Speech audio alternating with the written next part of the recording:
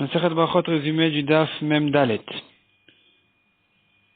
On a ici une nouvelle Mishnah. La Mishnah dit celui qui doit manger un aliment spécialement salé avec du pain pour faire passer le goût du sel. Il ne fait la bracha que sur le salé, mais pas sur le pain qui n'est qu'accessoire. Et la Mishnah a conclu par la règle qui dit en général, c'est tout le temps comme ça, on ne fait la bracha que sur l'essentiel et l'accessoire est acquitté par l'essentiel. La Gemara s'étonne depuis quand le salé est l'essentiel et le pain est accessoire. Répond la Gemara, il a mangé des fruits qui étaient des fruits spéciaux de Guinossar, selon le nom de l'endroit. Les fruits là-bas avaient une douceur spéciale et on ne pouvait pas les manger c'est-à-dire, il se raffaiblissait en les mangeant, son cœur se raffaiblissait, il fallait qu'il se renforce qu'il renforce son cœur en prenant quelque chose de spécialement salé, et pour faire passer le sel, il était obligé de prendre du pain. Donc finalement, le salé, c'est ça l'essentiel, le pain n'est là que pour faire passer le goût du sel, et donc il n'est là que pour accompagner le sel, on ne fait pas la bracha dessus. La Gemara raconte quelques histoires, elle décrit exactement ces fruits-là, quelle était leur qualité spéciale. La Gemara continue, et on arrive d'ici à d'autres histoires sur les villes spéciales d'Eretz Israël, comme une ville de Yana Emeler, où ils avaient des quantités énormes de figues à cueillir. Une autre ville où ils avaient des quantités énormes de poussins qui venaient tout le temps. 3 fois par mois, ils enlevaient des arbres des quantités énormes de nouveaux poussins. Une ville où on a trouvé là-bas 80 frères Kohanim, c'est-à-dire 80 couples de frères, donc 80 familles de Kohanim, où à chaque fois il y avait 2 frères qui se mariaient avec 2 sœurs Kohanot, ce qui était spécialement rare, c'était presque impossible comme histoire. La Gemara termine en disant, un repas sans sel n'est pas un repas, et un repas sans soupe n'est pas un repas. Nouvelle Mishnah. Celui qui a mangé des 7 fruits d'Eretz Israël, comme les raisins, les figues, les grenades, il fait ensuite, selon Rabban Gamliel, Birkat Hamazon. Selon Chachamim, il fait une bracha qui concentre le Birkat Hamazon, ce qu'on appelle aujourd'hui, ce qui s'appelle brachat dans la Mishnah, brachat me'en shalosh, qui est le résumé des 3 brachot du Birkat Hamazon. Rabbi Akiva dit, même celui qui a mangé un légume cuit, bouilli, si c'est ça son repas, alors il fait dessus Birkat Hamazon.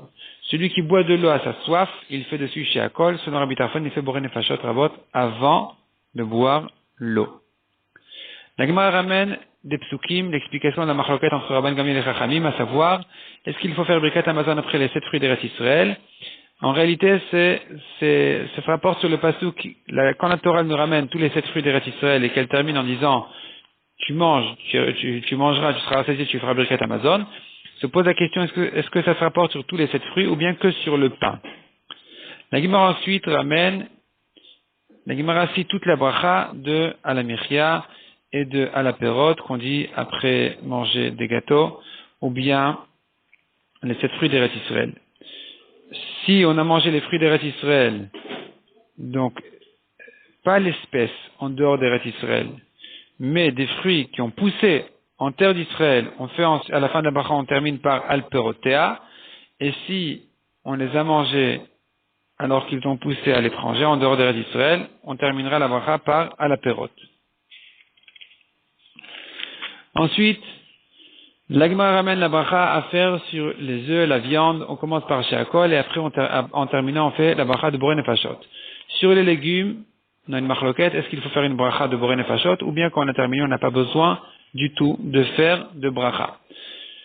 Si oui, on aura encore une machloket pour l'eau. Est-ce que après un verre d'eau, je dois faire Boré Nefashot, oui ou non? Et la Gemara ramène une Mishnah qui dit, ce qui nécessite une bracha après nécessite toujours une bracha avant. Il y a par contre des choses qui nécessitent une bracha avant, mais pas après.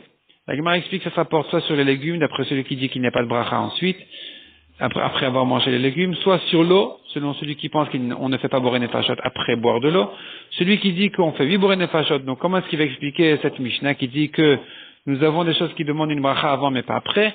Ça se rapporte sur les mitzvot. Après la mitzvah, je ne fais pas de bracha. Avant, oui. Ou au moins sur les bessamim. La Gemara ensuite il traite un peu des histoires donc d'aliments qui sont bons pour la santé. L'œuf est meilleur que toute autre chose. La Gemara rentre un petit peu dans les détails.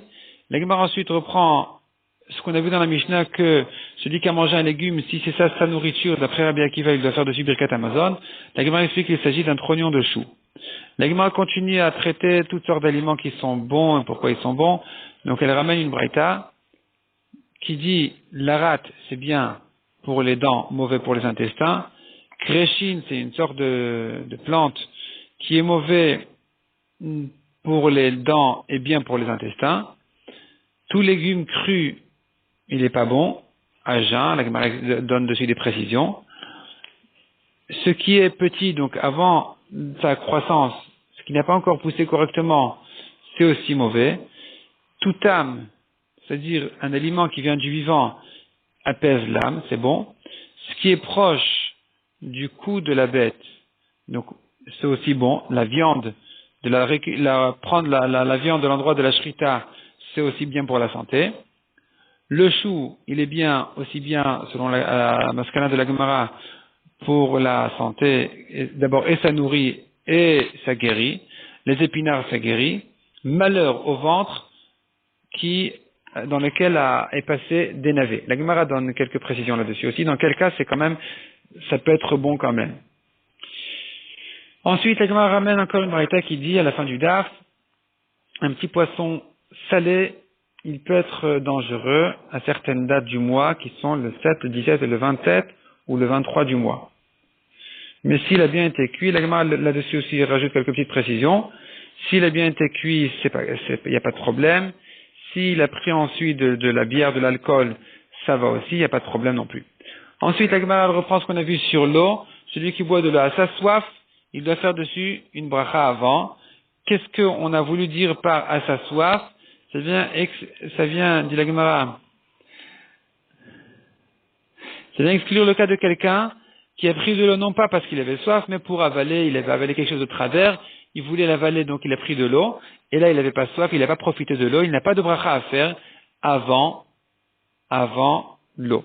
Avant, ni même après, d'après les poskim, on ne peut pas non plus bourrer nefashot. C'est que s'il a soif et qu'il sent le plaisir de l'eau. De même si il n'avait pas soif et qu'il sait qu'il doit pour sa santé prendre de l'eau, puisqu'il n'en profite pas du tout, il n'a pas de bracha à faire dessus ni avant ni après. Sauf si c'est une boisson sucrée où là il sent le plaisir, il a une bracha à faire avant et après.